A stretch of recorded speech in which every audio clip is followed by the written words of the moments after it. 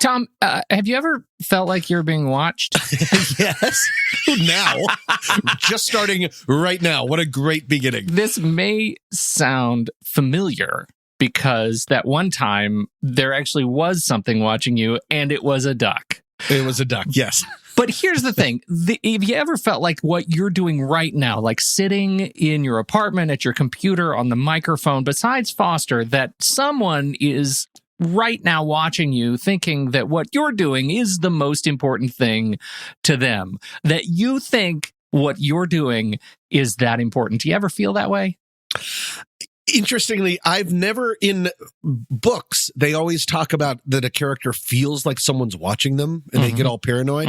I've never felt that feeling. I don't actually even believe that feeling exists, but I'm constantly thinking that people are looking at me and judging me. So I guess I do know what it is. It's just not like in weird parking garages. Yeah, well, I was just wondering if maybe you should imagine people are watching you more.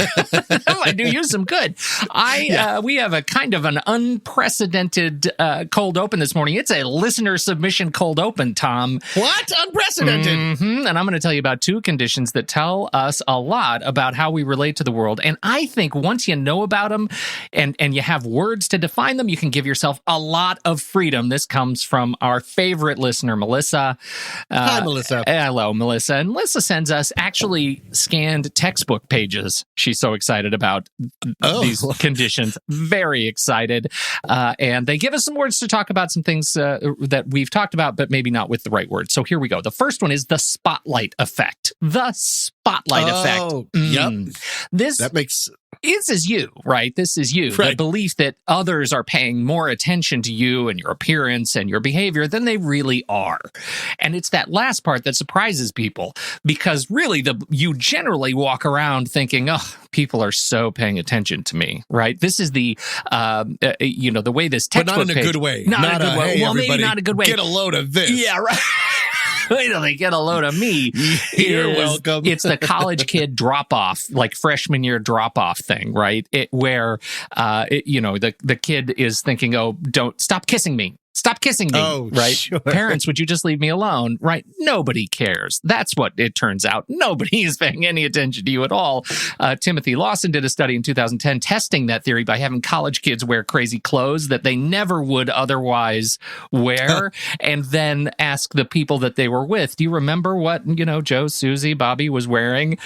Yeah. Nobody noticed, right? Nobody cared. Interesting. Yeah, statistically relevant that nobody cared. The other side of this is the illusion of transparency.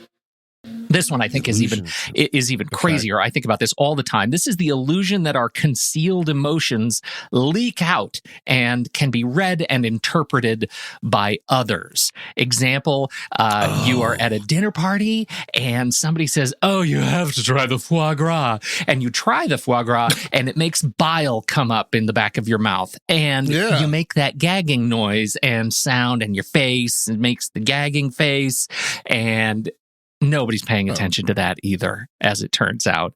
It sounds like you were choking. I think you should definitely have people pay attention. Where's that spotlight when you're choking on weird goose liver or whatever it is? I guess that's the other side of it, is maybe you wish that people were paying more attention to you when you're in dire need. Make more noise, I think, is what we're saying.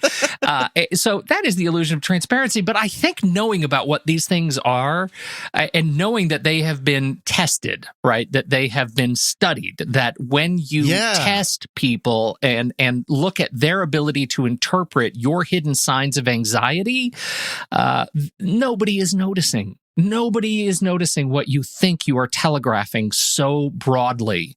And I think just knowing those two concepts, the spotlight effect and the illusion of transparency, can be enormously freeing. Right. It is liberating to know that, in fact, that we're all in this together. Right. Yeah. And so what I like to do is in my own head, as I'm walking around and I see a parent kissing an awkward little boy on the forehead, or somebody wearing pants and one of the ankles is rolled up but the other one isn't, and they don't know about it. I like to stare at them really hard. Oh, and point?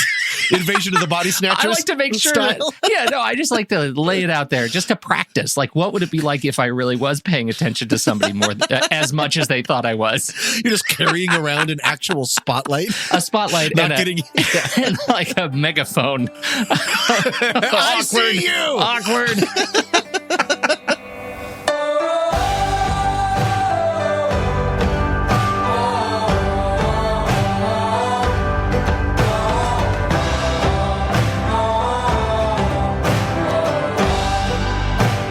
Welcome to What's That Smell? A sometimes funny podcast about humans and their anxieties. I'm Tommy Metz III. And I'm Pete Wright. And every week we each drag out one of our deepest and darkest anxieties into the light to share it, learn about it, and hopefully laugh about it with all of you. REACH. Reach out to us. Send us the story of your anxieties to somethingstinky@whatsthatsmell.net. Again, somethingstinky@whatsthatsmell.net. We want to hear from you. And Pete, with that and with your permission, put the spotlight on me, because I'd like to go first. Nice. Look how far we've come, simply by taking it one step at a time. Peter, first and foremost, your locker combination is 312842. Now, let's have a quick history lesson. In his treatise on the Athenian Republic, written around 450 BC, Xenophon wrote that an essential part to a competition and training center, quote, beside the actual runs and wrestling rings, is a place where those who use them may undress and oil themselves before exercise and may wash themselves afterwards, end quote. In these rooms, competitors would unclothe themselves, anoint themselves with oil, then place their belongings in as safe a place as possible. These rooms also served as learning centers where philosophers such as Plato discussed the fundamentals of life with their pupils in the bench-lined dressing rooms. Now let's flash forward about 2,400 years to yesterday in Sherman Oaks, California, where in a rec center locker room, I saw a 70-year-old man clip his toenails while sitting on a wet bench completely naked. Pete, that's progress. Yes, my anxiety this week revolves around locker rooms. They've always made me uncomfortable. They've always made me nervous. And I think they might be making me hate like benches in general. The closest I could find to a listing is dishabiliphobia, a social anxiety defined as the fear of undressing in front of someone. The origins are dis, in Latin is dis, meaning to separate, habile, meaning clothing, and phobia, meaning yikes. Now, before I dive into my personal discomfort, Pete, I have two questions. Do locker rooms rank at all on your anxiety scale? And what was that locker combination I gave you? 21, 38, 42. Incorrect. 31, 28, 42. All of your possessions are mine. Good try, though. You got a lot closer than I thought you would. Okay. So, do locker rooms do anything for you, or am I on a locker island? Do they do anything for me? Yeah. Yes. Well, yes. Okay. Yes. Here's the problem. I'm not. Okay. Look, Tom, you know me. I'm not a sporty guy. Okay. So you're saying you don't have a lot of locker room, like you don't go to the locker room before you go into a Barnes and Noble? Right. Well, you know what they say. Before you hit the Atlas section, make sure you lube up. So I think, here's my problem. And I don't think it's necessarily related to locker rooms specifically. Okay. There's a scene in the new Baywatch movie, Dwayne "The Rock" Johnson's Baywatch movie. Yeah, I've seen it.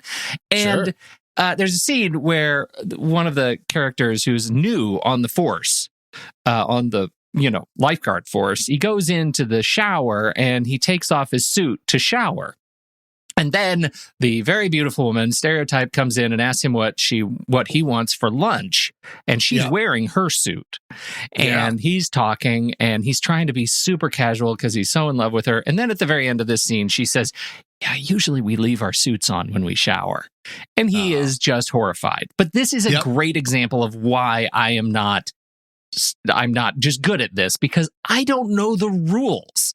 I don't know the rules. Just general locker room etiquette. Yeah, there is etiquette around this stuff that I am not familiar with, and it extends to every part of the. It's like every part of the Buffalo. Like I'm not familiar with all the rules of just athletic facilities, and so I'm on edge. Like no matter what, I'm on edge.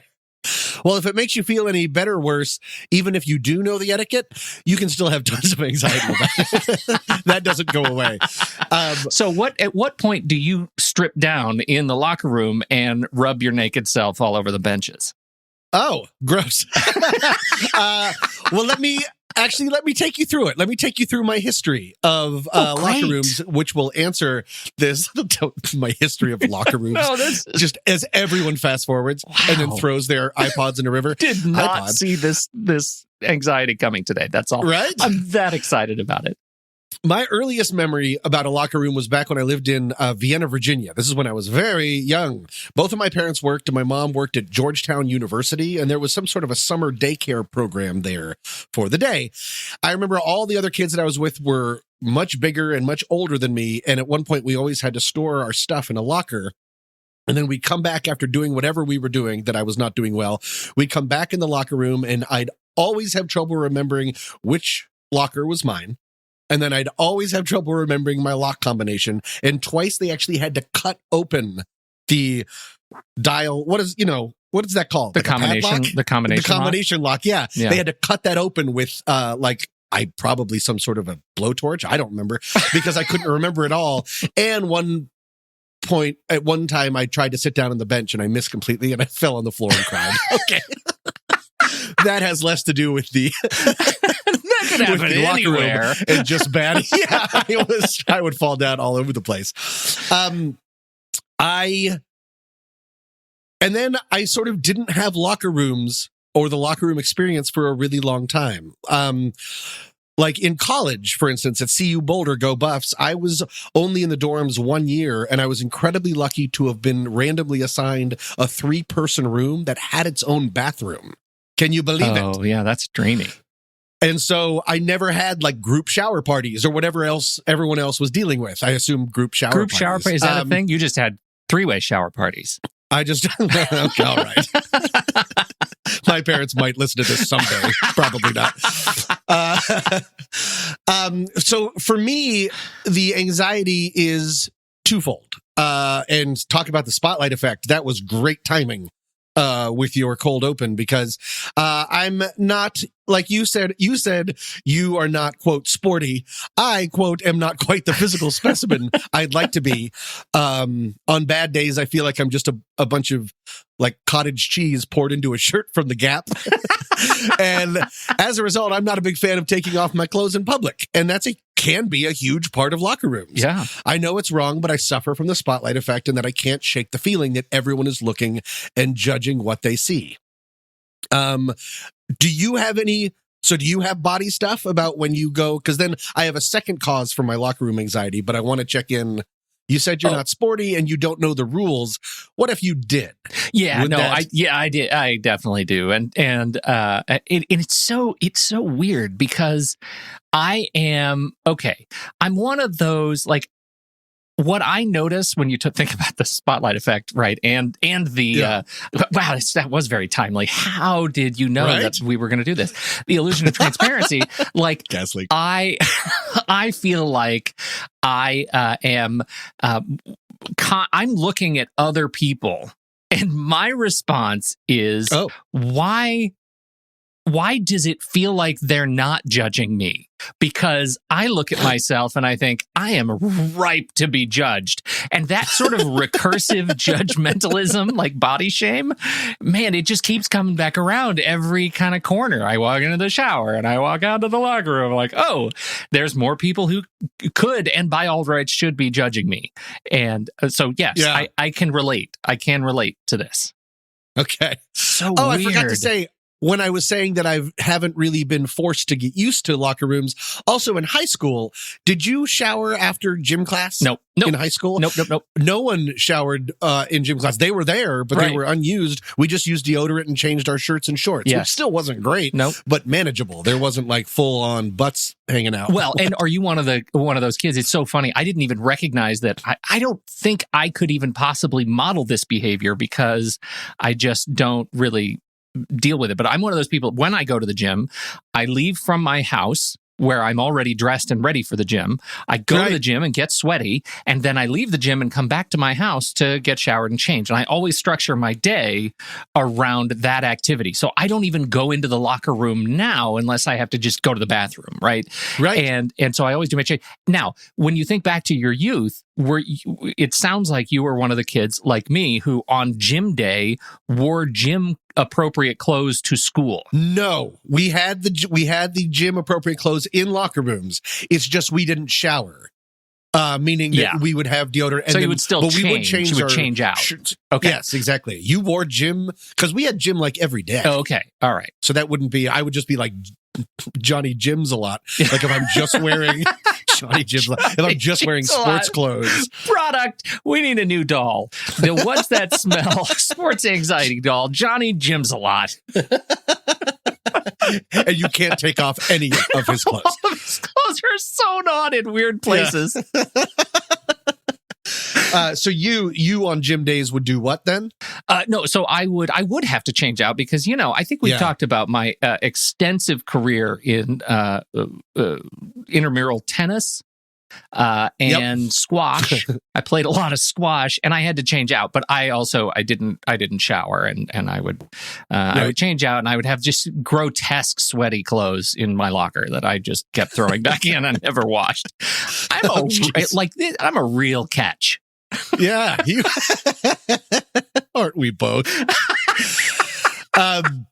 So there is a second cause for my locker room anxiety, and this is a little more interesting for me because it really just occurred to me as I was making notes for this record, but it's so obvious. I can't believe I never thought of it in these terms. Throughout my life, more often than not, locker rooms have been like antechambers to humiliation that you don't use a locker room before doing anything that I was ever particularly good at. You use it before sports. Right. And I'm very much on the record, like you, of having sports anxiety. I like sports, but I hate competition and I don't care about winning. And that's why I usually end up disappointing everybody. And so I go through this gross room that smells like feet, and then I go out and humiliate myself. And then I come back, and my prize for disappointing them is to go back onto the sweaty bench cave and take off some of my clothes in front of them. Hooray! Like lose. That was 3 loses. And I think because I'm not using locker rooms for team sports and as an adult, but I think all of that anxiety just has become ingrained in me, and it just found a place in locker rooms that I can't shake the feeling that even though I'm using a locker room just to go work out alone, not like alone, I'm not like in a cave, but I mean, I'm not working out with someone, but it's a locker room is like a portent to a bad time in the very near future. Yeah. Some part of me is still a kid getting dressed for battle. And I was wondering, do you have any of that? Are they like, for locker rooms have become like a psychic battery that they've just like soaked up this anxiety now, and I just bring it along? Yeah, no, I think that's legit. And the other side of that is that there were a lot of people in high school who I consider friends that were very sporty, right? And they were people who they excelled at things that I was just not very good at and would often embarrass myself at, and so I sort of felt like the locker room as a space was kind of metaphysically hungry. Like it fed on me in order to like feed the others. Pretty much my high school was Buffy the Vampire Slayer. So, the locker room was the center of the hellmouth, and it just like it smelled like it, I'm sure. But like I think that was my confusion in high school, was this whole conceit that how is it that this singular space could be so draining to me and so enriching and nourishing for those who who used it as a place to prepare for battle, to use your words, right? That is baffling to me. It's always been baffling to me, and I just never had an experience to counter it. Yeah, that's true. I didn't think about that. Locker rooms probably have great memories for a lot of people that enjoyed team sports. Yeah. It probably was a real bonding situation, and, you know, group shower parties. I still don't know what was happening. Well, for us and for any listeners that potentially do have locker room anxiety, once again, we're not alone. I read in the New York Times, writer Chwara Sicha, probably should have looked that up, that Generation Xers and Millennials are more and more often asking for privacy stalls in gym locker rooms, in fitness clubs across the United States, such as Equinox, Sports Club LA, because they want privacy. And they want to not to have this weird 70-year-old man just sort of hanging out, letting everything flop around, because in the article, she makes it very clear that the older generation doesn't care. They are fine with it. And they're just walking around and they're talking about golf and equity and whatever older people talk about. And then the younger generation, myself included, is a little weirded out by that. So I think that's good. Is that progress? Or are we just slowly like mollifying ourselves into, at some point, we're just never going to leave our apartments? Well, I wonder though, like there is this whole experience, like the childhood memory of going into a locker room with dad and running around before you had any anxiety, and like all you learn is, that's what like Aqua Velva and Barbasol and groin smells like and like, so that you get that, and right. And then you discover that sort of body shame exists, and you either internalize it or you don't. I wonder, I don't necessarily connect that with an increasing prudishness among like, you know, later generations, or I should say more recent generations. I don't know if that's true, but I'm really curious about it. Like, is locker room a leading indicator for a generalized prudishness going forward? Is this why Japanese people aren't having babies anymore? Like, do you know what I mean? Because that's you figured it out. That's also true. Right. That's also true. Yeah. I mean, we're sort of right in the middle of it. Gyms across the United States are being redesigned right now in huge swaths. And so it's too early to really tell if this is going to be a new trend or not. But at the very least, we're not alone. And to make us feel better, of course, there is no spotlight. Nobody cares. If anyone does care, they're usually either too into themselves or they're self-conscious too, and also avoiding eye contact. And then we can all just be, if we do have to take off our clothes, I just say we all rise up together and put on our underwear under a towel like I did. Just remember That's a patented move. Just remember what Pete's mom says. 10 minutes a day, sun on your genitals. What?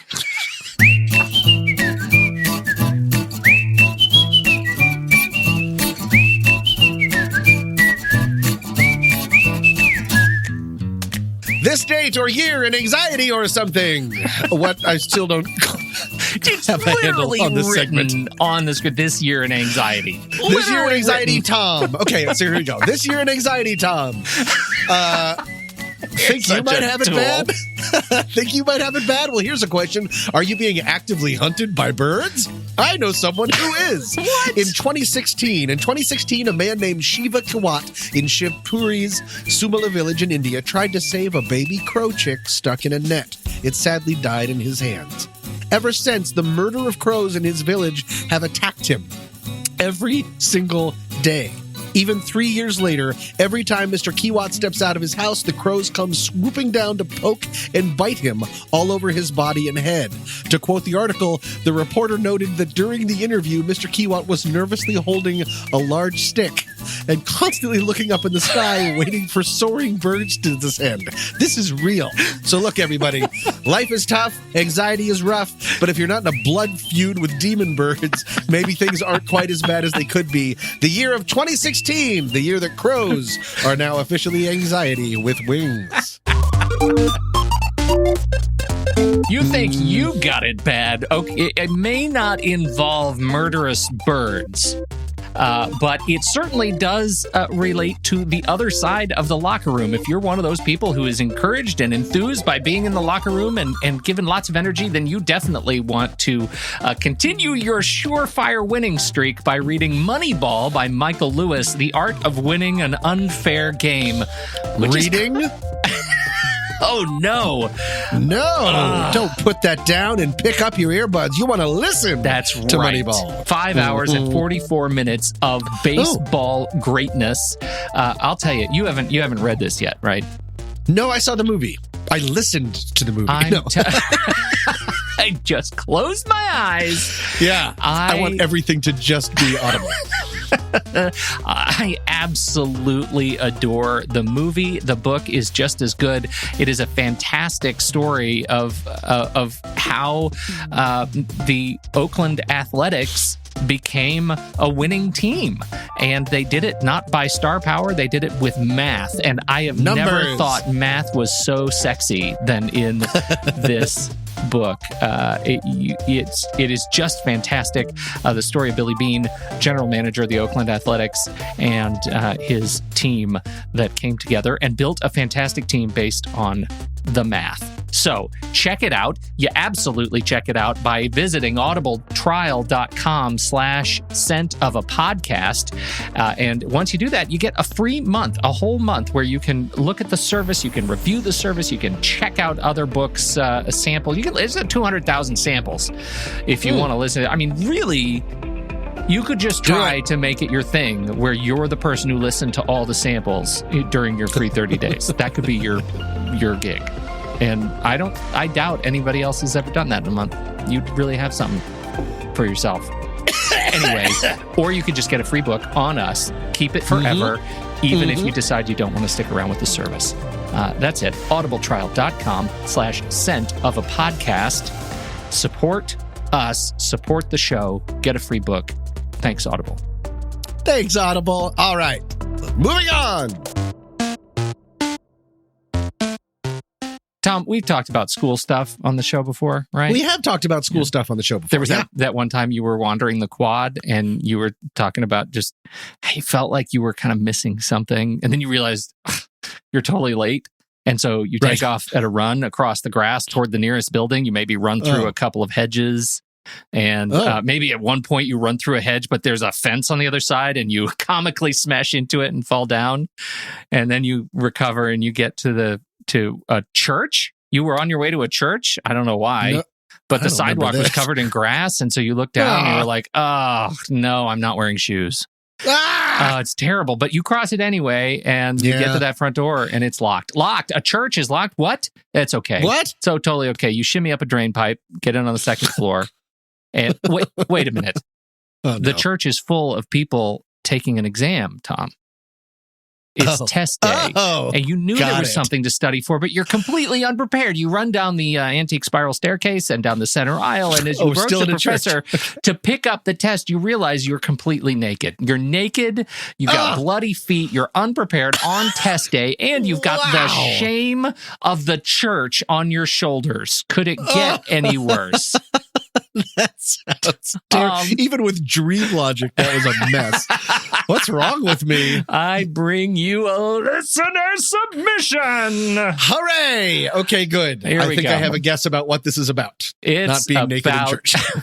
Bare feet. No. Guys, is it possible you have never done test anxiety on the show? I have to take my real estate. We never have. I have to take my real estate broker's exam at the end of the month, and I'm terrified. I've dealt with it as long as I can remember. It's seriously the only anxiety I can relate to personally, and it's the only thing I've ever come across next to asking my wife to marry me that makes me feel like I'm going to wet myself. Love the show. I don't know how you guys keep coming back. Rick from Austin. Oh, Rick. We don't know Austin either. Rick. We're not even recording right now. Rick, it's just going to you. You know that, right? It is. That's no right. one else listens. It's all Austin Rick. Yeah. I love this. And so before we dig into just generalized, test anxiety, what's your experience with test anxiety? I wish that they in school, I'm big on I wish that they would teach more life skills like credit cards and, hygiene or something like that. But one of them would also be test skills, because that has nothing to do really with the knowledge that you have. And it's a complete skill unto its own about trying not to freak out in a timed test situation. So no, I mean, I'm not a fan. You're not a fan. I'm not a fan of tests or test anxiety, but yes, I have it. What's funny is that there are people, I have met people in my life who actually love tests. They love the experience of being able to show what they have accomplished and what they've learned. That's a real, I know. I'm not comfortable around those people either, Tom. Generally, we think of test anxiety around in kids because it's kids who take the most tests. But the first thing I did when I started looking at this is to look at Austin Rick. What does Rick have to be nervous about? Right. What kind of test was he taking? It's the real estate broker's exam. And so it looks like you have 4 hours to complete 100 to 150 multiple choice questions on both state and national real estate principles and laws. And in order to even get in the door to take the test, you have to have successfully completed 60 to 90 hours of college-level education in the field. So likely you've been invested in studying the stuff. Right? Okay. But what else do adults have to deal with in terms of tests, right? We've got all kinds of certifications, like Rick is doing licensures, professional examinations, driving tests if you let your license lapse, I don't know, blood tests, all kinds of things that pressure you in a way that can cause this sort of performative anxiety around testing. Yeah. When's the last time you took a test? Do you remember the last test you had to take?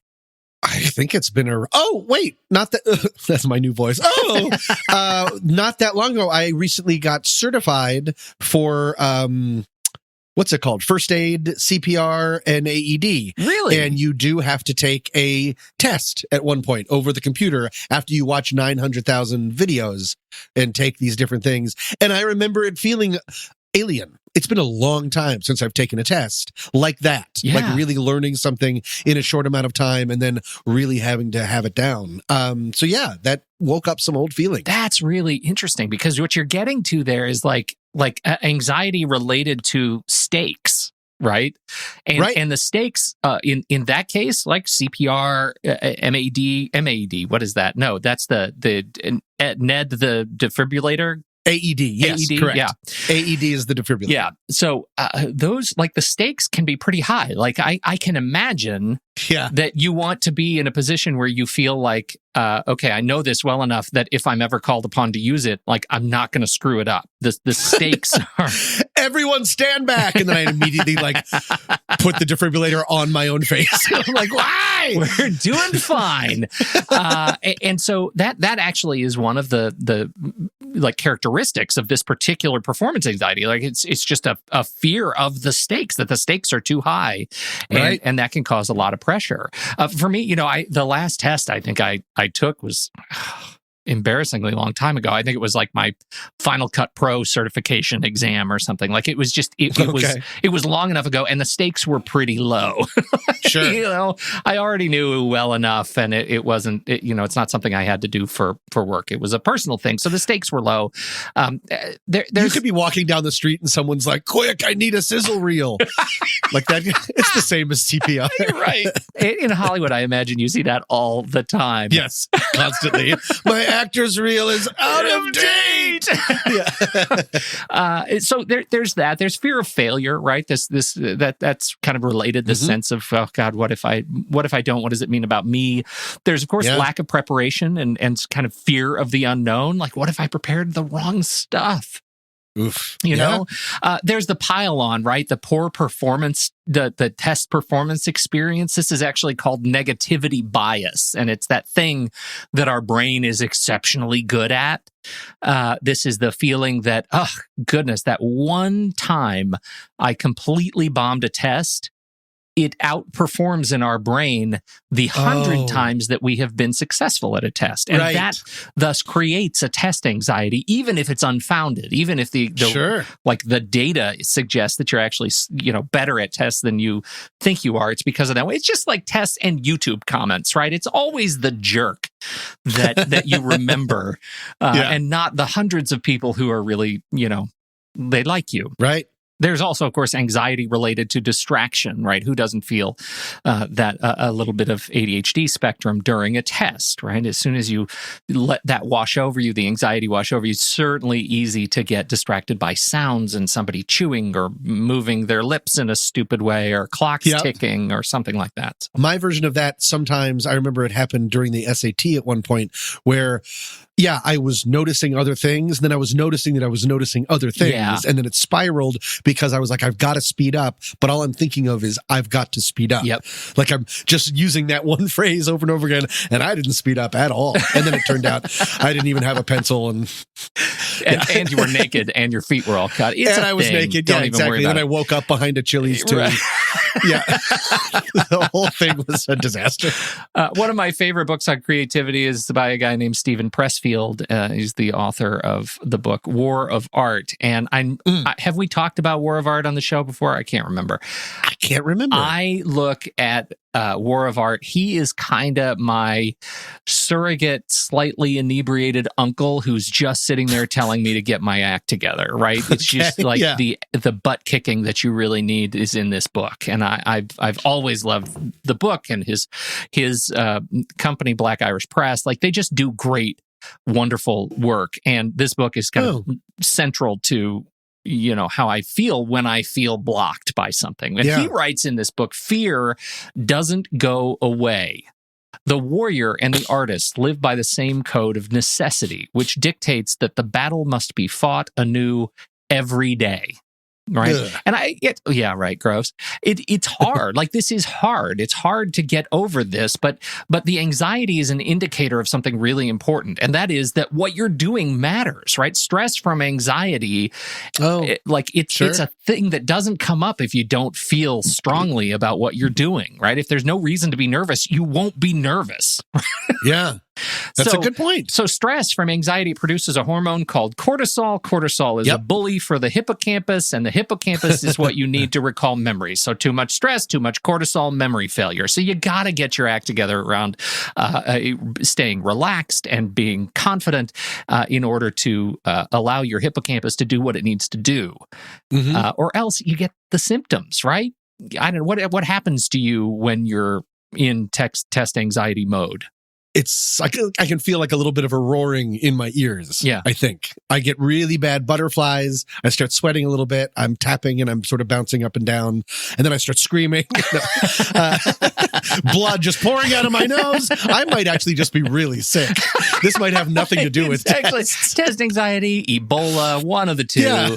I find that I go through all of those things and then get really sleepy. Like, it's as if my body says, you're done, man. You have nothing to give. Go to bed. Like adrenaline has drained away. Yeah, and especially because generally I couldn't sleep the night before, right? That anxiety brings around like nightmares and restlessness and all of those horrible things. But of course, I'm also subject to panic attacks. I have a history of panic attacks. So the left arm goes, starts to hurt and goes numb. And then I start breathing. It's just a thing.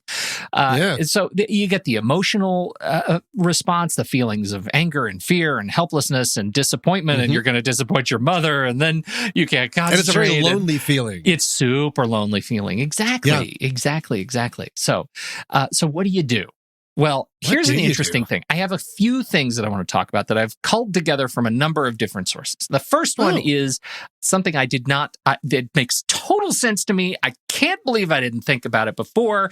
University of Chicago study says that students who were given 10 minutes to write about their fears in specific detail on paper before an exam improved their scores by nearly a full grade point over those who did not. Why? Really? Yeah. Can you guess why? Feel less alone? Feel less trapped in your own head? Okay, Why? You're going down that direction. That's a good direction. It's the same thing with, believe it or not, to-do systems. right? Work management systems.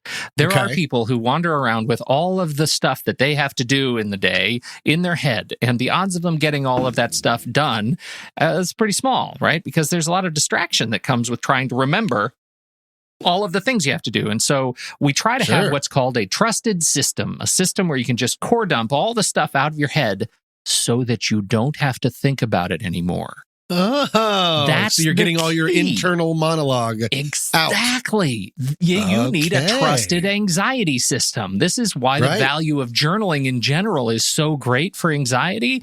But in this case, if you sit down and you conscientiously and specifically write all the things that you're really afraid of, you'll get it out of your head before you actually have to sit down and take the test. And what they found is it's important to do it right before the test because you don't want to give your brain time to create new fill back stuff. up. Yeah, to fill back up. Right. So was my anxiety list good enough? And then you're just like, all exactly. right, call it a day. Exactly. Next, you want to make sure you correct past exams. Take as many practice exams as you possibly can and get them corrected and actually go through and review the notes. This is something that many people don't do, right? They take practice exams and they think, well, I really screwed that one up. I didn't get the grade I needed. I guess I'll just take another practice exam. But that's missing the whole point of practicing. The whole point is to go back and figure out what you did wrong and why. If you skip the why, you're not going to increase that level of confidence and affinity with the material to the point that you'll be able to get through it. We think that test writers are tricky or duplicitous, right? That they're trying to trip us up on test questions. And that's, generally speaking, is not true, right? They just know the stuff better than you. Sure. So if you focus on the mastery part and making connections between subjects, you won't have as difficult a time when what normos would consider tricky questions hit you. They're easy. You'll get it because you're focusing on mastery. The other thing is state-dependent memory. Now, we've talked, I think, a little bit about state-dependent memory, and I think I have mixed results with state-dependent memory. The idea here is that you want to find a way to create the same conditions to study in which you're actually taking the exam, right?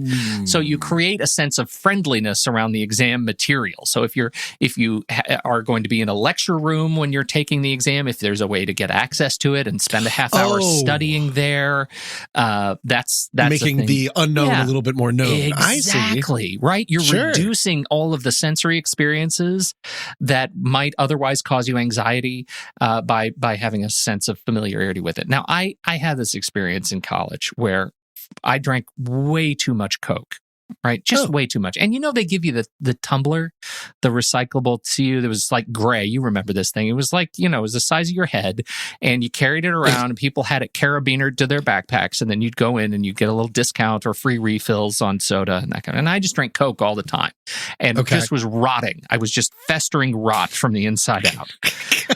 And on test nights, wasn't Coke. I thought...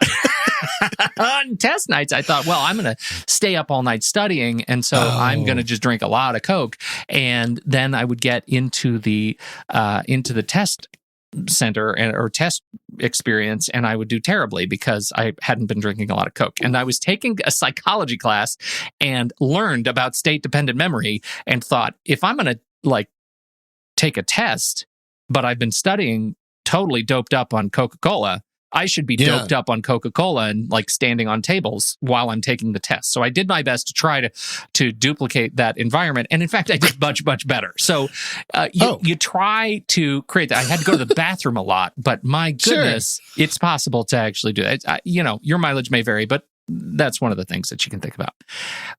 Finally, this is a big final. Okay. You got to think long-term. If you want to reduce that stress. And that long-term is you've got to think beyond the test. You have to build better habits before you take the test. And instead of focusing exclusively on the content you're going to be tested on, focus on how you want to engage with that stuff every day, right? For real estate brokers exam, you're going to be doing this to help people buy homes and navigate complex set of laws and financing regulations. So how do you make that real and relevant for you beyond the exam? Oh, not just studying for the test. Exactly. Get better at practicing the skills so that you're not studying for the test. You're studying for a career. You're studying for your life. Make better use of flashcards and mind maps and become a better reader. Study how to read for greater attention and recall. Practice mindfulness so you actually have a regular practice of focus and relaxation to reduce those cortisol levels and create a better mood or attitude toward getting this stuff done. Eat better, practice sleeping, right? The bottom line is you want to make the act of learning in your life like riding a bike so that when you sit down for any assessment, you don't have to think about the content. You can slow down, you can read carefully, and you can perform without thinking because the stuff you had to study is second nature. Wow. Sure. If you can do that, that's fantastic. That's the kind of life skill that I wish that I talked about, that I wish that they would sort of, instead of just saying, and go, stop. Yeah, right. Not good enough. Exactly. That's what it always felt like. Fail. Sorry. Fail. Yeah. Well, and here's the bottom line. Like we talked about the stakes, right?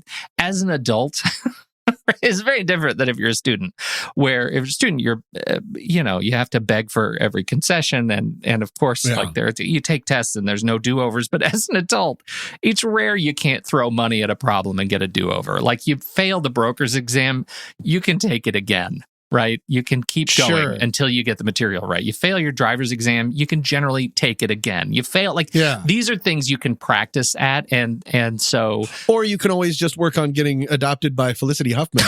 Hey-oh! Hot take! Timely. I know everything can change, but I'll still fall for you every day. Thank you all so much for joining us for this episode. Today's tune has been Love of Mine by The Hunts. Coming up next week... Of course. It's the jalapeno popper thing. It's the fear of not enough good starters. Now, wait, in the article, did it say he said that horrifyingly? Or did you add that? I would like the New York Times to be like, disgustingly, he said... Purple. No, we've all decided that smell is grapes. That smells nothing like grapes. It's purple. We all have to come together and say that's not grapes. That's purple. But I did do a grape job. Until then, I'm Pete Wright. And I'm Tommy Metz III. Thank you so much for downloading. We will be back next week on What's That Smell?